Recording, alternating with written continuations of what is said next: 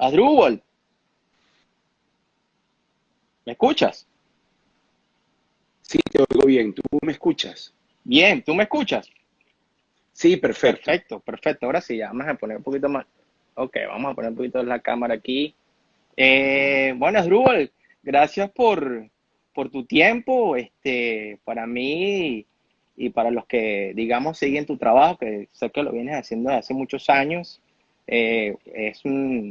es grato saber que Venezuela tiene un gran potencial y yo creo bastante en ese potencial del de hoy y el del futuro, ¿no? Sé gracias a personas como tú muchos están inspirándose a seguir tu legado y otros también, en este caso, a hacer cosas inclusive que venezolanos que yo conocí aquí en Estados Unidos que están haciendo cosas muy impresionantes que nadie tiene ni idea. Entonces yo lo que he buscado es esta ventana para, bueno, para darle también un poco de cubrir ese tipo de cosas, acciones positivas que estamos haciendo. Y bueno, darte la bienvenida antes que todo y quiero que nos hable un poquito qué haces tú, en qué estás trabajando ahora, para las que no te conocen, para que vayan tengan una impresión sobre ti, pues.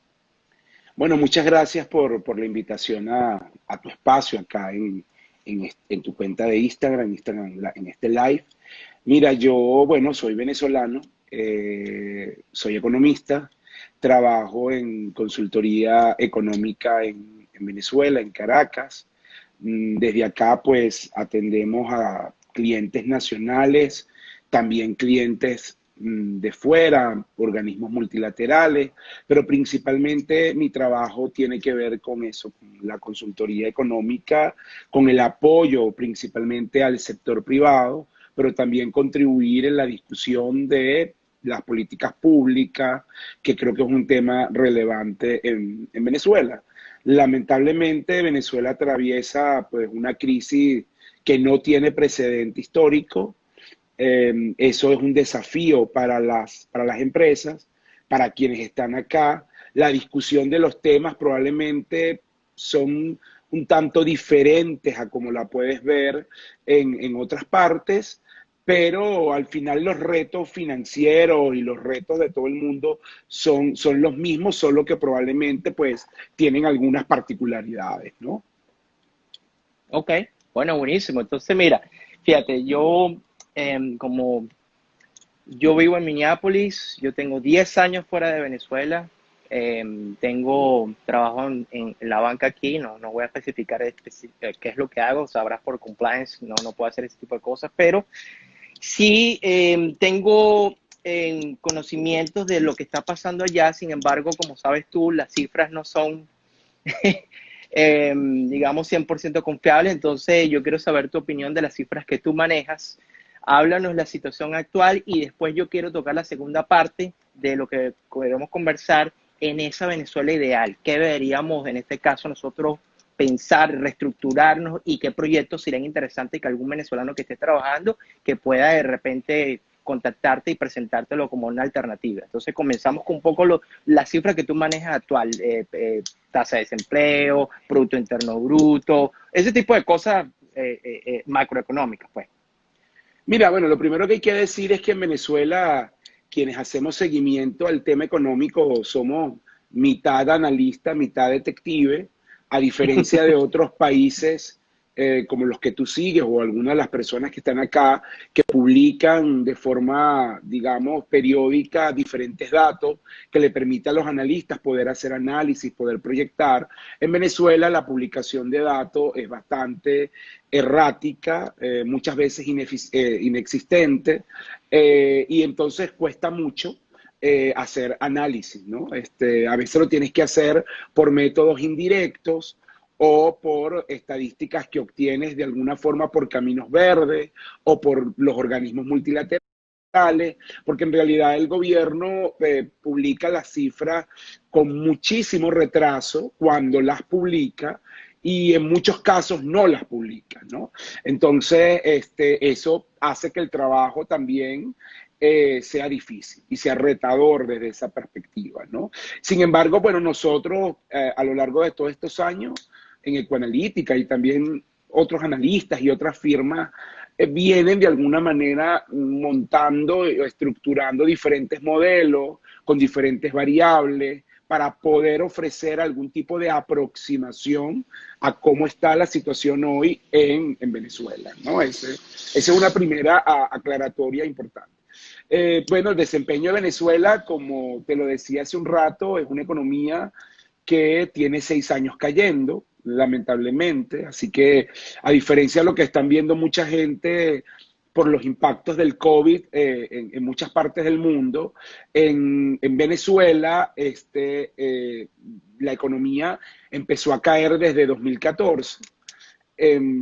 Tenemos prácticamente casi 70% de caída acumulada, es decir, que Venezuela sufre lo que los economistas llamamos técnicamente una depresión económica, ¿no? Es una economía que hoy es apenas un 30% de lo que era en 2012, no tiene precedentes en nuestra historia, probablemente no veíamos una caída de estos niveles desde la Guerra Federal, que fue en el digamos, siglo XIX. Son indicadores, esa contracción de PIB que te estoy hablando, son prácticamente una economía en guerra, de una economía que tiene un conflicto bélico, ¿no? Por eso mucha gente no puede entender cómo Venezuela tiene, pues, este desempeño tan precario. Adicionalmente, tenemos desde hace casi 3 años un problema muy grave de hiperinflación, lo cual también es una enfermedad rara.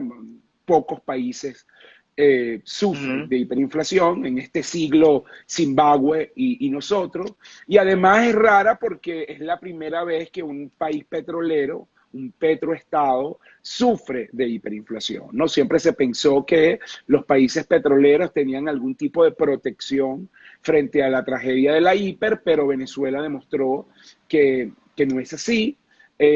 Bueno, tenemos tasas que son unas cosas estrambóticas, ¿no?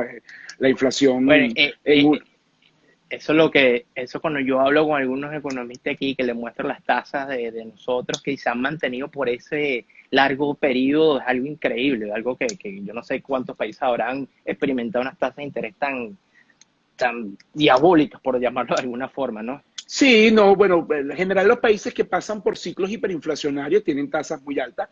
Venezuela no tiene, cuando haces la comparativa histórica, las más altas del mundo, pero o las más altas para un país que haya pasado por hiperinflación, pero sí son hoy tasas que son estrambóticas, ¿no? Es decir, te doy un dato reciente.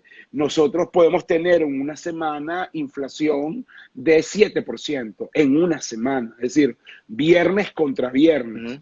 Eso en muchos países tienen que pasar 2, 3 años para tú llegar a ese Sí, nivel de correcto. inflación que Venezuela lo tiene en una semana, ¿no? Entonces, eso para un reflejo. Bueno, tenemos una caída muy importante de las exportaciones. En 6 años el volumen de exportaciones ha caído 70%.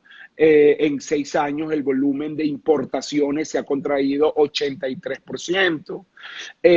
La producción petrolera, pues, que en parte es la actividad medular de Venezuela, también se ha contraído superior al 70% desde inicio de 2013. Entonces, cualquier indicador que yo te diga de Venezuela es un indicador que refleja una profunda crisis y, bueno, un grado de deterioro pocas veces visto en América Latina y en el mundo, ¿no? Ok, ok. Bueno, y ya quizás pensando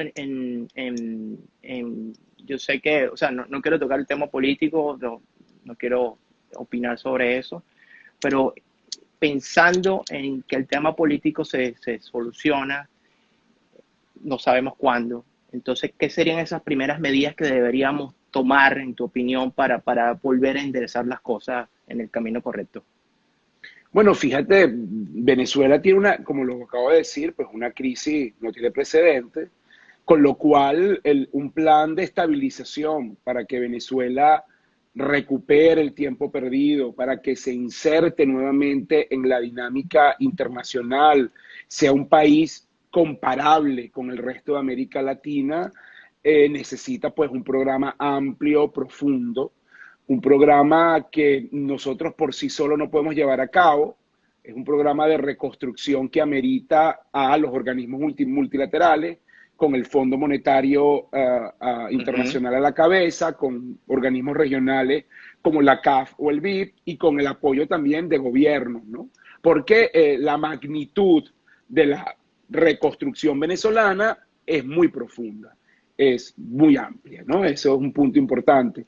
Y yo creo que hay que identificar 5 ejes, yo hablo de 5 ejes importantes que tiene que tener ese plan. El primer eje es la emergencia humanitaria, como la han descrito en muchas partes, porque efectivamente el problema de la crisis en Venezuela, más que macroeconómico, es humano, es social, es una cantidad de personas que están en una condición de extrema vulnerabilidad, en condiciones de pobreza profunda, personas que no pueden garantizarse ni siquiera el alimento, que no tienen acceso a las medicinas, que no tienen acceso a los servicios. Entonces, el tema de la atención social, de la atención humanitaria a población vulnerable, es un eje central del plan. Es un elemento que tiene que estar allí porque no es una minoría, no es la mayoría de la población, entre 70 y 80% de la población. Entonces, eso es un eje clave, ese es un primer punto. El O sea, que segundo hablamos como punto, 27 o 28 millones de personas aproximadamente. sí, exactamente, ¿no? Ok, Dependiendo, bueno, también se ha ido mucha gente, pero sí es un universo ok. importante. En algunos sitios prácticamente no tienes capacidad de discriminar porque el grado de deterioro es muy profundo en zonas rurales, en estados, por ejemplo, como Sucre, Amazonas, del Tamacuro, etcétera, ¿no? Luego, el segundo elemento, obviamente, es la recomposición del entorno macro, ¿no? Es justamente es volver a restablecer equilibrios macroeconómicos, bueno, la reducción de la inflación, resolver el problema del déficit fiscal, del déficit externo, de volver a tener niveles aceptables de deuda.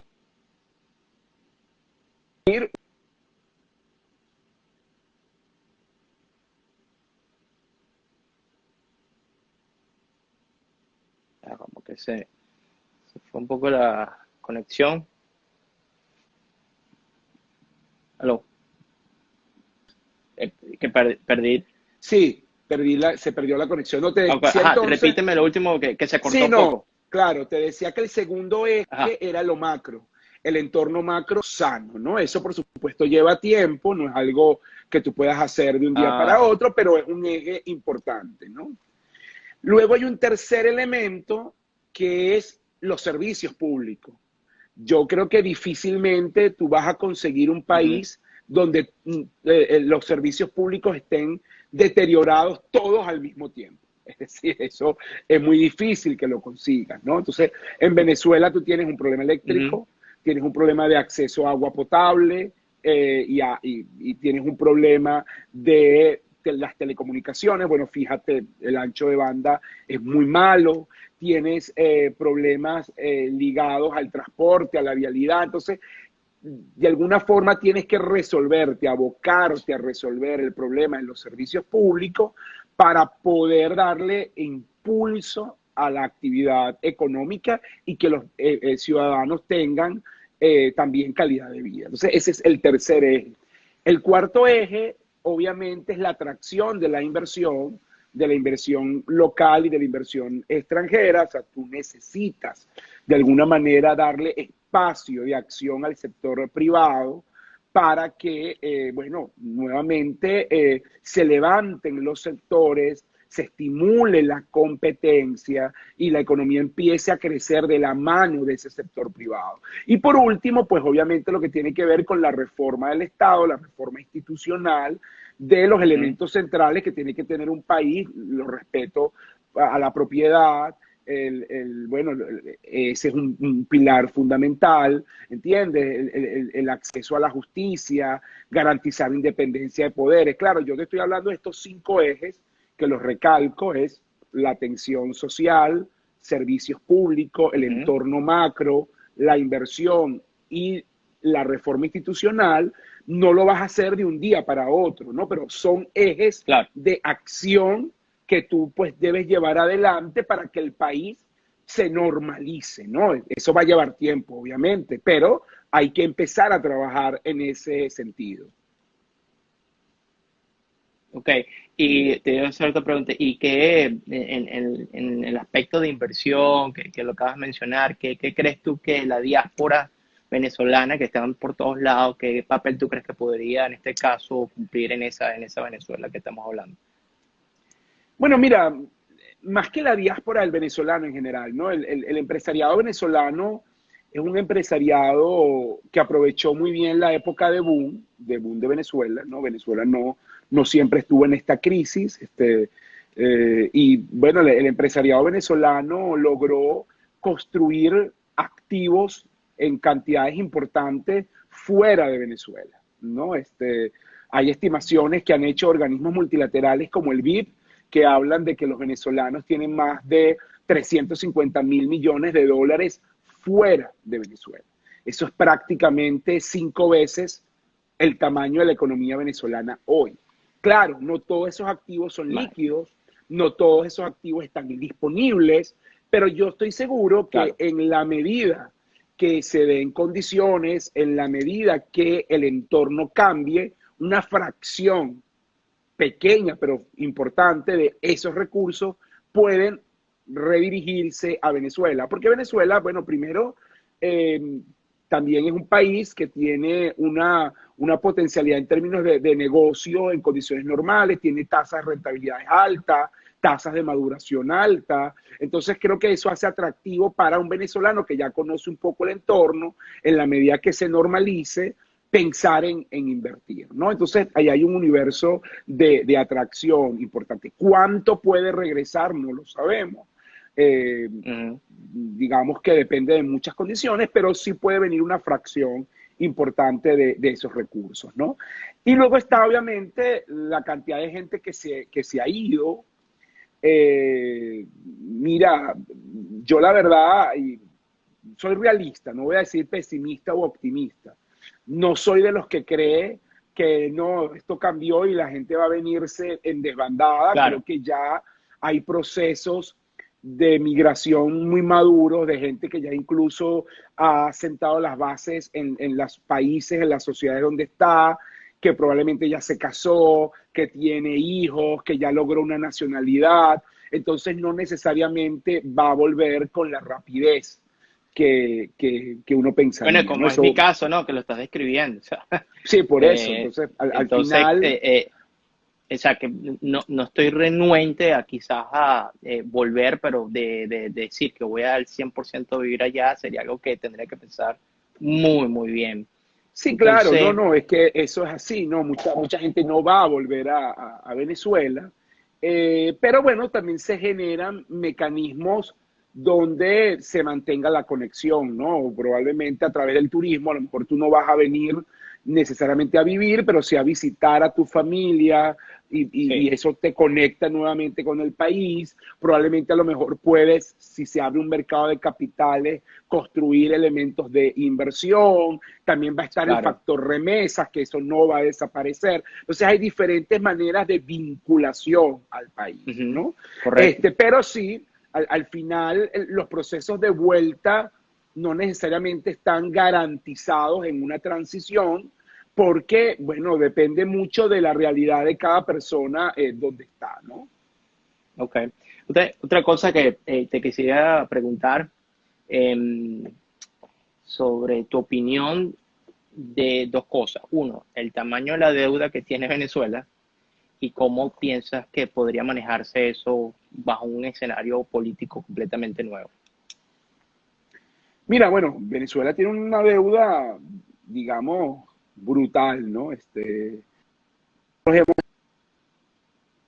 Están también las estimaciones de plan, más allá de algunas diferencias menores, pero son montos importantes. Estamos hablando de una deuda que puede estar entre 130, 150 mil, 150 mil millones de dólares, prácticamente equivalente a 2 veces el tamaño de nuestra economía.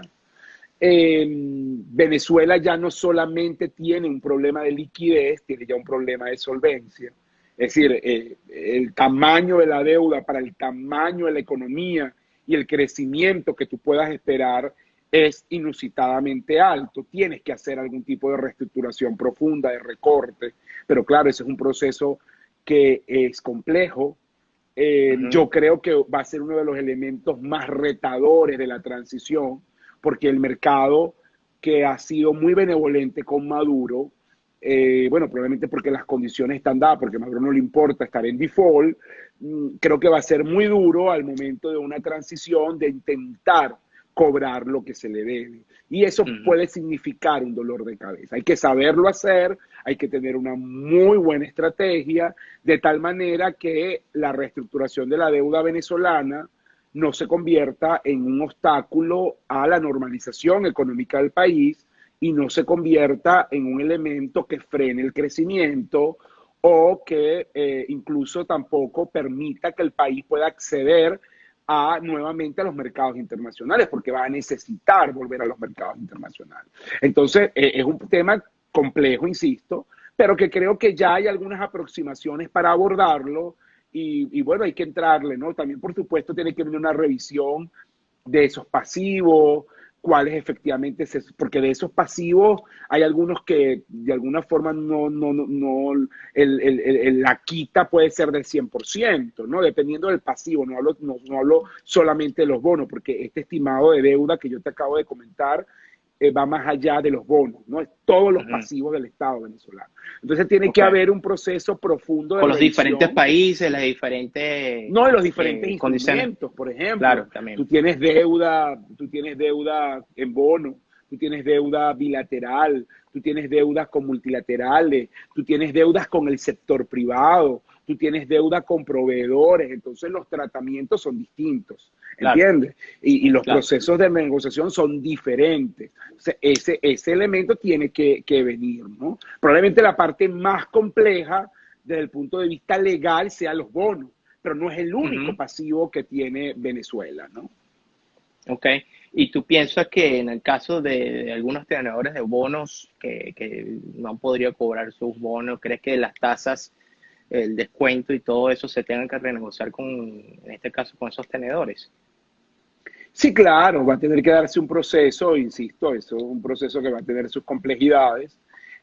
Depende mucho de las características de los bonos, depende mucho de lo que también ofrezca el gobierno como plan. Hay muchos factores a tomar en cuenta, pero efectivamente tiene que venir un descuento, claro. O sea, vuelvo y te repito, el tamaño de la deuda que tú tienes hoy en las condiciones que está es inviable, no hay manera de cumplir con Ujú, eso. O sea, tiene que darse, pero vuelvo a destacar, la, el tratamiento no es uniforme, no es homogéneo. Es decir, probablemente en una deuda que yo tenga con el sector privado, eh, a lo mejor alguien que esté demandando un pago de Caribe, por ejemplo, yo pueda decir, no voy a pagar eso, ahí la quita es de 100%, mientras que con un bono la quita el porcentaje es muchísimo menor. Entonces, por eso claro. destaco que dependiendo del instrumento, el proceso es diferente, ¿no? Ok. ¿Tú consideras que también, que yo he estado también un poco revisando el tema fiscal venezolano, que tiene también que ver con la inversión? ¿Tú piensas que podríamos hablar de una reforma fiscal, mejorar las condiciones para que esos inversionistas vuelvan en el futuro? ¿Piensas que eso sería necesario? Sí, claro, es que no solamente es para los inversionistas, es para la viabilidad del Estado. O sea, para que tú tengas una idea, y quienes están viendo este programa, ¿no? Venezuela hoy, los ingresos del Estado venezolano no llegan a 3 puntos del PIB. Por eso es que tiene que recurrir al Banco Central para que le financie Ujú, el hueco fiscal para poder cubrir ujú, sus gastos. Fíjate algo que no se menciona en muchas partes. Venezuela ha reducido el gasto público. El gobierno de Maduro ha hecho un esfuerzo por reducir el gasto público, hay que decirlo. Pero, por supuesto, es tal la magnitud de la contracción del ingreso que por más que reduzcas el gasto, no tienes capacidad de evitar el financiamiento del Banco Central. Y eso, por supuesto, presiona el problema de la hiperinflación. Entonces, la reforma fiscal también tiene que darle espacio a la sostenibilidad del Estado, aumentar los ingresos del Estado, porque con 3 puntos de PIB, por más disciplina que tú tengas, no hay manera. Es decir, Claro. te lo pongo muy sencillito. Si mi ingreso es 3 puntos de PIB, y yo no puedo aumentar eso, y yo quiero tener un déficit manejable asumiendo cero endeudamiento, mis gastos tendrían que ser de 3 puntos de PIB. Eso no tiene sentido, ¿entiendes? Claro. Es Claro, prácticamente claro. la desaparición del Estado como tal. En parte el colapso que tú ves del Estado hoy en día en Venezuela, colapso de servicios, los niveles tan bajos de salario de los empleados públicos, de las pensiones, tiene que ver con ese colapso. Entonces, sí, la reforma fiscal va en 2 vías, coincido contigo. Una vía es garantizar que fluya inversión, que sea transparente, que fomente el que Venezuela se vuelva a convertir en un atractivo importante para los capitales, pero también tiene que ir en la vía de la sostenibilidad del Estado, porque en este momento eso es inviable. Claro. O sea, y obviamente el papel del libre mercado juega un papel que ahorita obviamente no se puede ver por ningún lado, porque obviamente los controles de precios, todo lo que ya sabemos, es algo que influye muchísimo en el comportamiento de todo esto, ¿no? Entonces, fíjate algo, ¿no? Yo creo que coincido con muchos de los criterios que estás planteando y me gustaría también saber un poco más en este caso, qué pudiera hacer alguien que nos está viendo en estos momentos, que en su mayoría son, en el caso de mis seguidores, no viven en Venezuela, muchos de ellos. Entonces, ¿cuál sería ese aporte que pudieran hacer cada uno de ellos pensando en esa Venezuela ideal o esperando que ese momento llegue? Mira, yo creo que al final el venezolano que está fuera, bueno, para mí, ¿no? El primer elemento importante es su ejemplo, ¿no? El trabajo, la dedicación que pueda estar. El otro es que no se desvinculen del país. Eh, Obviamente están sus familias, pero también mantener esa vinculación. Muchos a lo mejor son profesionales. Te voy a dar un ejemplo sencillo. Las universidades hoy en Venezuela están en el piso por unas condiciones muy Mm, precarias. ¿Cuántas de tus seguidores o de las personas que están fuera de Venezuela, bueno, vienen a lo mejor de la universidad y perdió esa conexión? Creo que es importante volver otra vez a tratar de...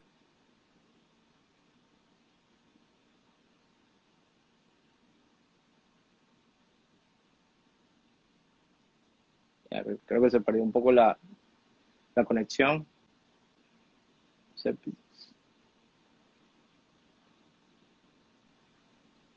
ya, no te escucho bien. ¿Me oyes? Ahora, ahora sí.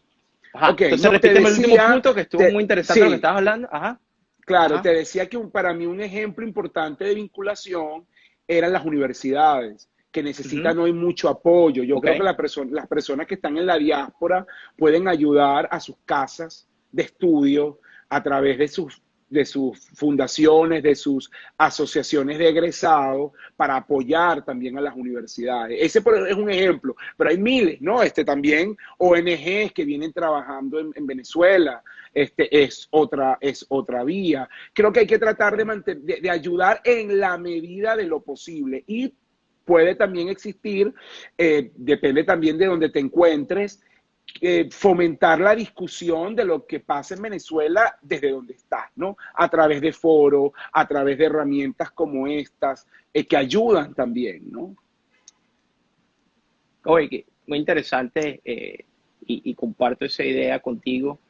Sí, o sea, en mi caso, yo estudié prácticamente mi carrera en Venezuela. Lo único que hice fue aquí un posgrado en finanzas, un MBA, aquí en Estados Unidos, pero sigo teniendo esa conexión todavía con muchas universidades allá. De hecho, yo fui en el 2016 y fui al IESA, que creo que lo conoces bien. Estuve en la Ujú. Universidad Católica hablando con muchos estudiantes también, desde mi experiencia, de lo que yo también puedo aportar. Y yo creo que eso es súper, súper, súper valioso y sobre todo en un momento donde las noticias positivas no abundan, porque obviamente no nos vamos a mentir. O sea, Sí, conseguir a total. alguien que te plantee una idea de esperanza puede ser vista como que, bueno, pero tú estás soñando mucho. Bueno, yo sí creo en ese plan país, yo sí creo en que hay que tenerlo antes de pensar que, bueno, si se arreglan las cosas, después vamos a ver qué hacemos. No, yo pienso de que ese plan país, inclusive, y te lo dije el año pasado en Tampa, yo creo también en la potencial, como pasó en el mercado chino, de cuando el mercado de acciones abrió, que eso fue una dinámica completamente diferente en la época, creo que fue en el año 90 en China, que eso provocó pues un boom en la economía de China, cosa que ahorita existe, pero en unas proporciones tan mínimas que realmente nadie se ve beneficiado con un mercado de acciones, por ejemplo, de conectar esas empresas venezolanas que puedan tener holding en Estados Unidos y que puedan también buscar inversionistas que no necesariamente tengan que volver a Venezuela, sino que puedan aportar a través de la distancia, ¿no? Y abrir esos mercados No, también de totalmente, muchísimas totalmente. formas, ¿no? El mercado de las acciones es un área inexplorada, ¿no? Está todo por hacerse en Venezuela. Uh -huh. Tiene un potencial enorme para crecer con el país en la medida que se dé esa transición, por supuesto. Y sí, pero yo sí creo que al final los elementos de solidaridad institucional que puedan desarrollar las personas con Venezuela ayudan mucho, porque hay muchas instituciones que en este momento hacen una gran labor en el país y no tienen el apoyo, los recursos, la visibilidad para llevar esos procesos adelante. Entonces yo creo que al final quien está fuera, y sobre todo quien está fuera ya en una posición, digamos, más aterrizada, porque también las realidades de mucha gente son diferentes, como Claro. dicen por ahí, caras vemos, corazones no sabemos, o redes vemos y corazones no sabemos. ¿No? Hay mucha gente que probablemente está fuera, pero que también está en unas condiciones complicadas, pero quien pueda, pues, esto es algo obviamente que es totalmente libre, voluntario, quien pueda ayudar, creo que este es el momento para eso, ¿no? En especial las universidades públicas, ¿no? Universidades como la Simón Bolívar. ¿Cuántos egresados de la Simón Bolívar de altísimo nivel están en el mundo? Y hoy la universidad está en el piso, en un nivel de deterioro que no tiene precedente. La Universidad Central, la ULA, por la luz, o sea, UDO, o sea, el estado de deterioro es bárbaro. Entonces, cualquier iniciativa que podamos ayudar, donación, libro, involucrarnos desde las asociaciones de egresados, creo que es poner un poco el granito de arena, ¿no? Interesante eso que estás. O sea, y en tu caso, tú eres egresado de la Universidad Central, ¿correcto? Sí, así es, así es. Sí, yo soy egresado de Ok, la Central. no, no, no, termina la idea. No, no, te decía que soy egresado de la Central, y bueno, al final me duele mucho lo que pueda estar pasando en la universidad, ¿no? Pero también justamente la Universidad Central tiene una asociación de egresados y bueno, tienen unos aportes mensuales muy baratos, por ponerte un ejemplo, tienen muchas iniciativas, pero cuando tú ves la cantidad de gente, imagínate, yo ahorita no puedo decirlo, no tengo idea, pero es impresionante la cantidad de gente que ha salido de la Universidad Central y la proporción de eso que está inscrito en su asociación de egresados, que además tiene una página web y te puedes escribir muy fácilmente, es ínfima. Entonces yo digo, wow, Mm. la gente perdió como esa conexión con su alma mater, ¿no? Sí, no, y yo creo que eso se debe hacer el esfuerzo. Yo creo que promoviendo la idea es un comienzo y yo particularmente, si te soy sincero, no he tenido tampoco mucha conexión con mis universidades que yo estuve por allá en la Católica, no, sí, sinceramente no he estado y bueno, creo que es una buena reflexión que me estás dejando hoy para ver No, de qué es forma. también ojo, es un ejemplo, ¿no? Vuelvo y te repito, hay a lo mejor quien pueda solo ayudar a su familia y ya, pues hay quien, y yo creo que el ejemplo tiene que empezar por casa, ¿no? Claro. Hay a lo mejor quien decide, mira, no, prefiero ayudar a una ONG que está trabajando con personas enfermas. Perfecto.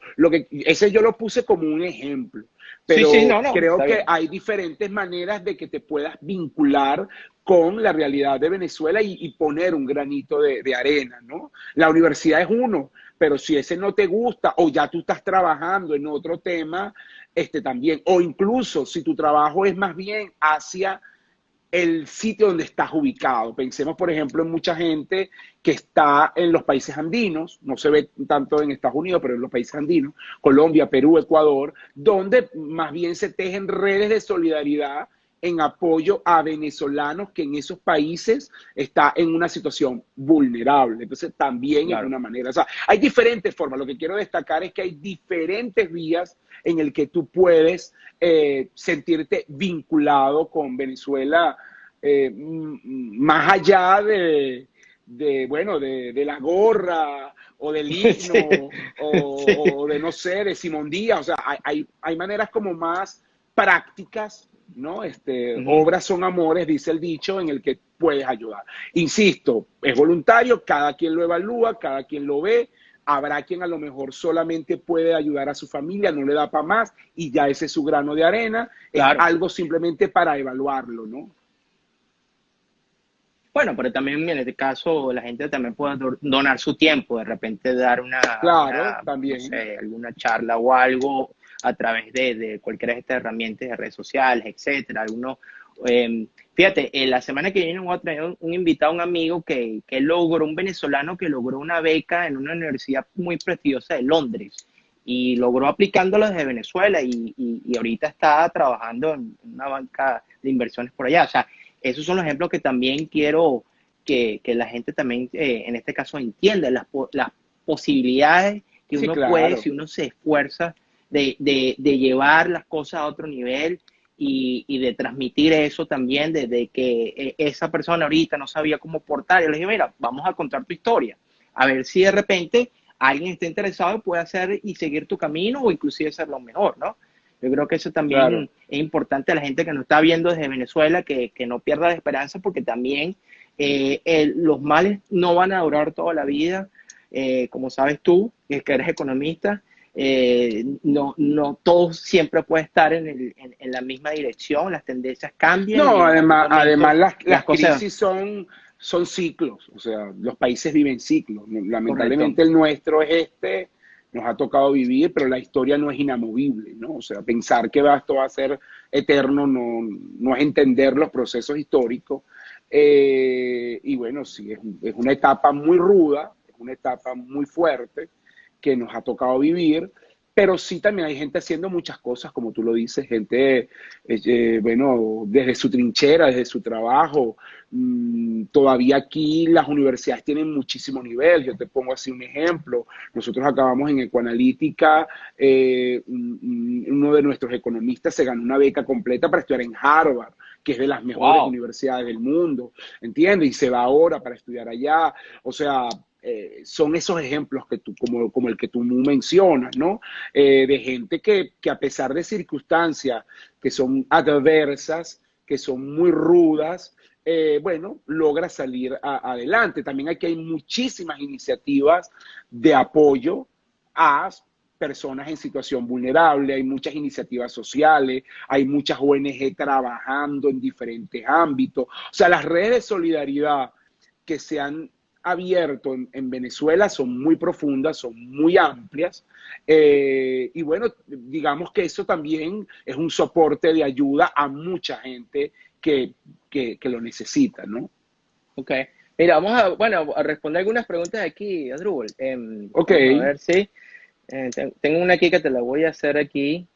Que me imagino que es una pregunta, bueno, ya creo que hablamos un poco bastante de esto, pero bueno, dale una señal de aliento a esta persona que pregunta esto. mira, yo creo que sí, claro, Venezuela tiene potencial de recuperarse totalmente.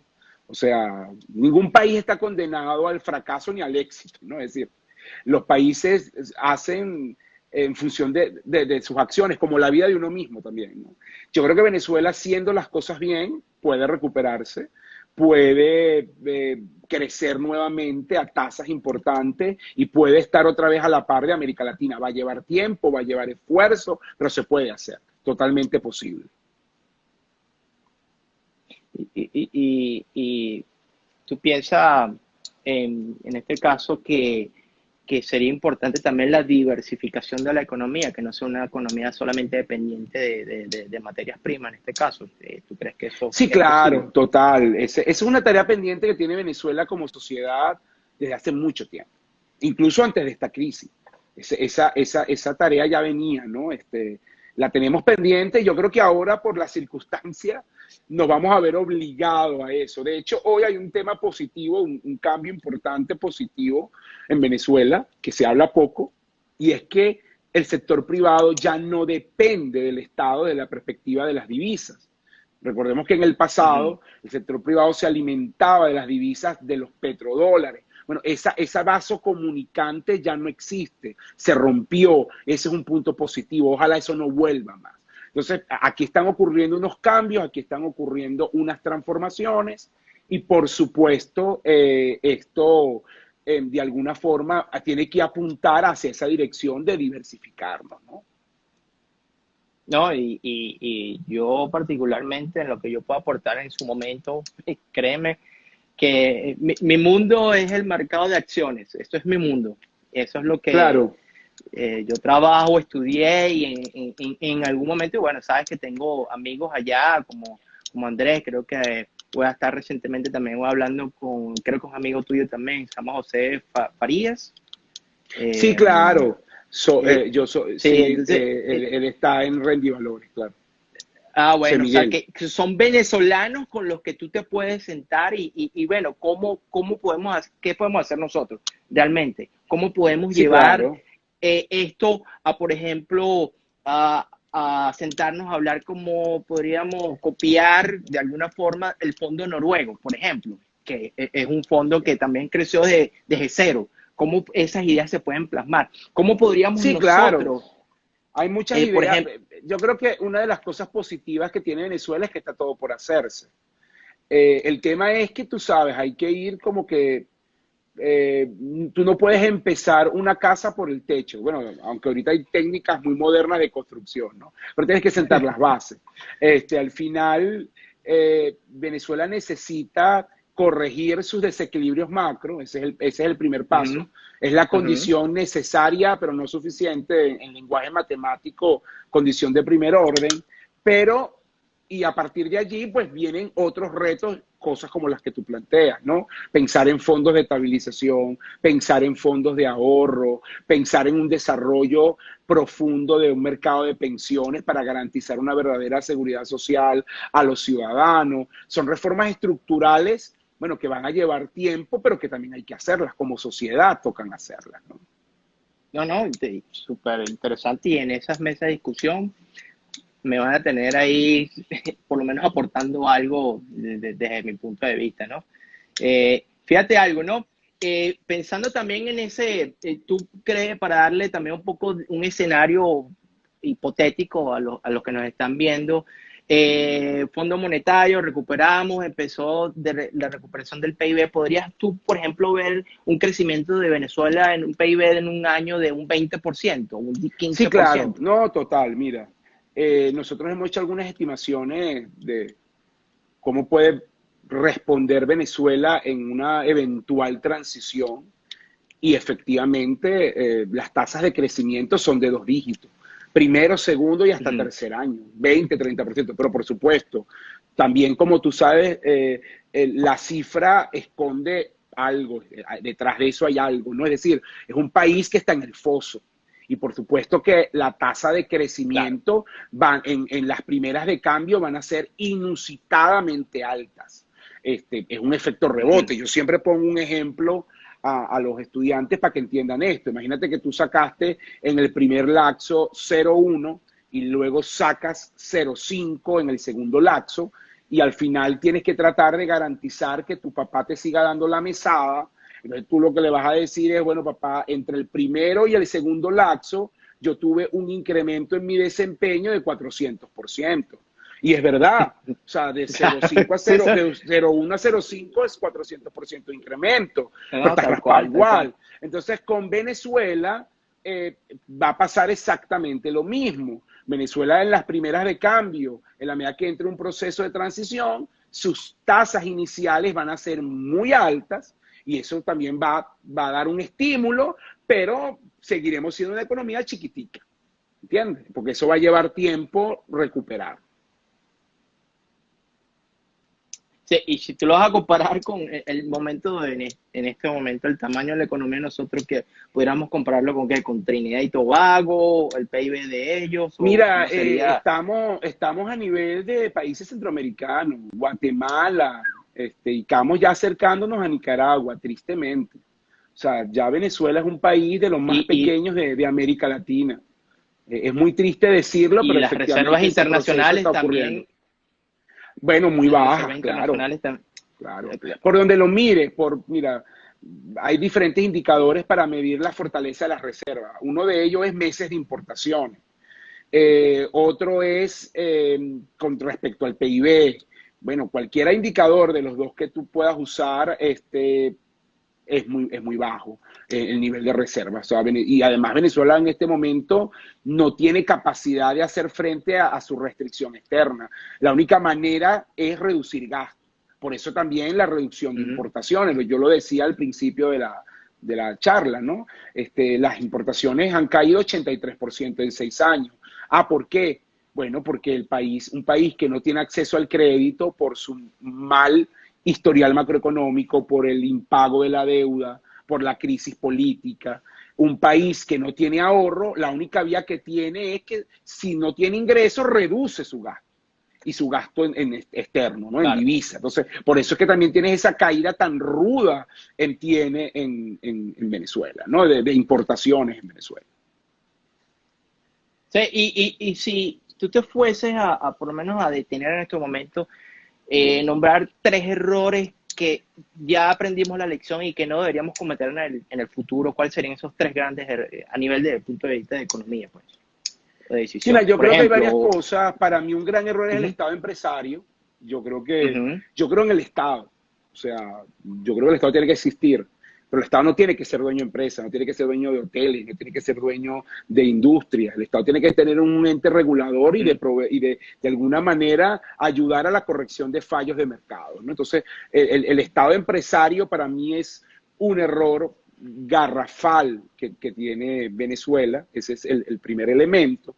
El segundo elemento es la percepción de que todo tiene que ser regalado. Entonces, bueno, no, como somos venezolanos y como es petrolero, la gasolina no tiene sí, que sí, costar, la electricidad no tiene que costar, bueno, lo estamos pagando con creces porque no funciona. En el ujú, fondo son servicios extremadamente caros. Cuando usted tiene que pasar 2 días, 3 días en una cola para llenar el tanque, la pérdida de tiempo que usted no recupera, eso es carísimo. Entonces, esa expresión de lo regalado, las cosas cuestan. Entonces, ese claro, elemento también tenemos que aprenderlo, ¿no? Y, y por último, creo que también destacaría, que alguien lo mencionó por allí, bueno, la idea que nos han vendido desde pequeños de que somos ricos. Yo creo que eso nos ha hecho un daño sí, enorme, porque wow, hemos impresionante, sí, confundido la riqueza con tener recursos naturales. No, ese no es una medida de riqueza. ¿Entiendes? Venezuela no es rico, Venezuela es pobre. Ojo, y eso no quiere decir que yo no quiera Venezuela. No tiene nada que ver con el amor al país. Pero tenemos que partir de la base sólida de que es un país pobre, es un país que necesita esfuerzo, que necesita trabajo, que necesita reformas para salir adelante. ¿Entiendes? No, pero si tú estás pensando que eres rico, que todo te lo tienen que dar, que papá Estado te lo tiene que dar, y creces con esa concepción, efectivamente, destruyes la iniciativa propia, el esfuerzo personal, matas ese tema. Entonces yo creo que son para mí tres elementos sobre los cuales hay que trabajar, que muchos de ellos tienen que ver con mitos que nos han inoculado a lo largo de estos años, ¿no? claro. Y el Mesías, ¿no? El Mesías que nos va a Sí, salvar, claro, yo me quise que centrar más en la parte política, en la parte económica, perdón, en la parte sí, política, bueno, ni hablar de los sí, errores que sí, hemos sí, sí, cometido.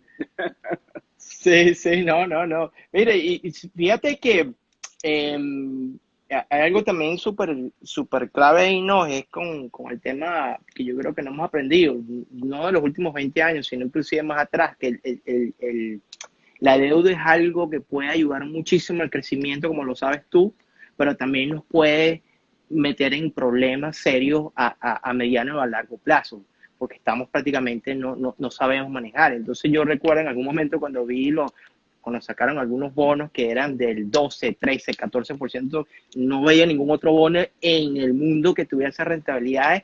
Me pareció una cosa que debemos aprender de esos errores también, y que en Sí, algún claro. momento por cualquier escenario que no podamos tapar ese déficit fiscal que tenemos, no podemos tampoco recurrir a ese tipo de elementos para de alguna forma tapar No, las cosas, ¿no? eso que tú mencionas es lo que en macroeconomía se conoce como la sostenibilidad de la deuda. Es decir, tienes que garantizar, para decirlo en lenguaje sencillo, tú tienes que garantizar que tú puedas cumplir a lo largo del tiempo, intertemporalmente, con tus compromisos de deuda. Eso es la responsabilidad de un político, la responsabilidad de un hacedor de política económica y la responsabilidad como sociedad también, ¿no? Entonces Venezuela lamentablemente entró en una fiesta de endeudamiento totalmente descontrolada Uh que -huh. nos ha llevado a esta situación y como te dije hace un rato, es un factor que no hemos resuelto y nos va a pasar factura en el futuro, ¿no? Y por lo menos, bueno, no sé qué opinas tú, pero yo, esta es una discusión inclusive que yo una vez se lo hice o se lo comenté a Ricardo Hoffman, le dije, mira, eso es mi opinión, obviamente. Hablamos de descentralización de poderes, ¿no? Uno de los creo que los más importantes que hay que descentralizar y hay que desvincular por completo es el Banco Central.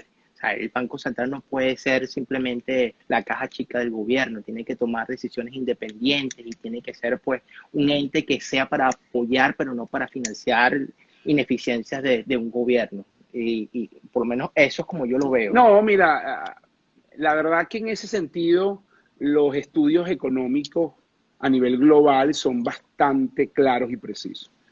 La independencia del Banco Central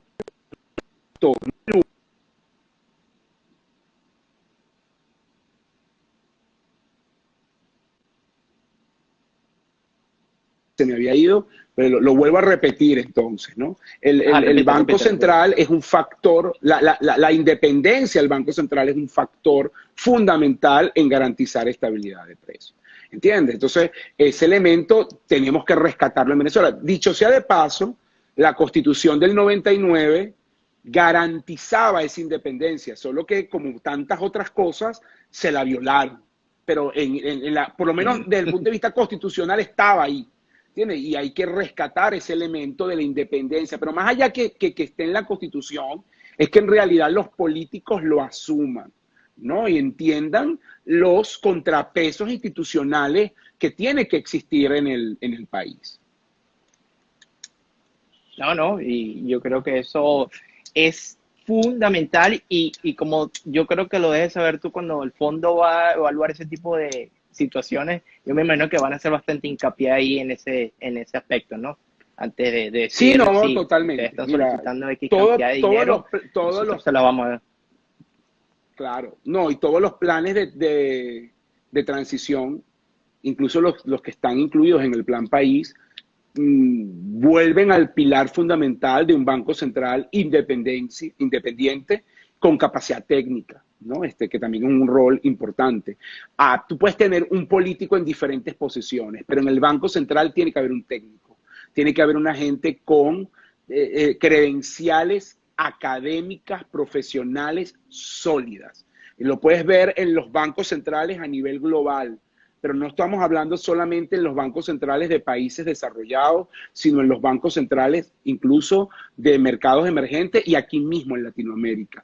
Tú agarras a cualquier presidente de un banco central en Latinoamérica y son personas con unas credenciales sólidas. El directorio del Banco Central es un elemento fundamental de la solidez moral, profesional, académica, para justamente poder defender esa autonomía y poder diseñar herramientas técnicas, porque es un factor clave la responsabilidad de la política monetaria. Y lo otro que creo que es fundamental es que el Banco Central debe tener un solo rol. Yo en ese sentido, es mi opinión, el Banco Central, su único rol es la estabilidad de los precios, que no es otra cosa que controlar inflación. ¿Entiendes? Yo no le daría ningún otro rol al Banco Central, sino ese es el rol, que solamente se quede en el tema de la estabilidad de los precios. Eso es muy importante. Bueno, Drupal, se nos está acabando el tiempo. Mira, de verdad que me encantaría hablar 20 horas más contigo, pero sé que tu tiempo también es apreciado y espero que pronto, por no decir, por no poner una fecha, me puedo sentar contigo en Caracas y poder Claro, dale, compartir con también mis gusto. experiencias y nos podamos tomar un café, tranquilamente hablar de proyecciones, hablar de futuros proyectos y muchas cosas que seguramente quiero en algún momento llevarlo a cabo y que estoy seguro que va a pasar, solamente es un tema de cuándo. Entonces, bueno, Totalmente, muchas gracias. ¿Alguna totalmente. palabra No final que quieran vale. decir algo? No, muchas gracias de verdad a ti por esta invitación. Ha sido una grata conversa de temas que creo que son relevantes para el país, para la discusión del país, ¿no? Y pensar, nunca está de más pensar en la Venezuela que queremos, porque no es solamente un sueño, es lo que desde nuestra trinchera, desde cada uno de nosotros, el grano de arena que podamos hacer para construir una Venezuela diferente. Más allá del cambio no político, que en muchos casos no depende 100% de nosotros, ¿no? Por supuesto que también estamos Claro. involucrados ahí, pero hay otros factores involucrados ahí. Entonces, al final también el cambio comienza desde nuestras áreas de acción, en nuestra familia, en nuestro trabajo, en nuestro rol como ciudadano, como miembro de un como persona que tenemos un hijo en un colegio, esas acciones también marcan la pauta, ¿no? Porque a veces queremos cambio, pero somos muy mal vecinos, somos personas que no entendemos la dinámica, por ejemplo, de las asambleas de padres en los colegios o en los clubes, o somos muy malos ciudadanos. Entonces, la verdad que hay una dicotomía allí que tenemos que resolver. Ese es el punto de arranque para lograr un mejor país. Y muchísimas gracias por el espacio. No, Drúbal, a ti y salúdame a todos los amigos allá en Caracas. Estás en Caracas, ¿no? En Ahorita. Caracas, sí, con En gusto. Caracas, mira, yo también soy caraqueño y tengo 2 años que no voy por allá, pero bueno, no cuento el momento que pueda volver Por y acá te bueno, esperamos. saludos entonces, hermano. Buenas Igual. noches. Hasta luego. Saludos a todos.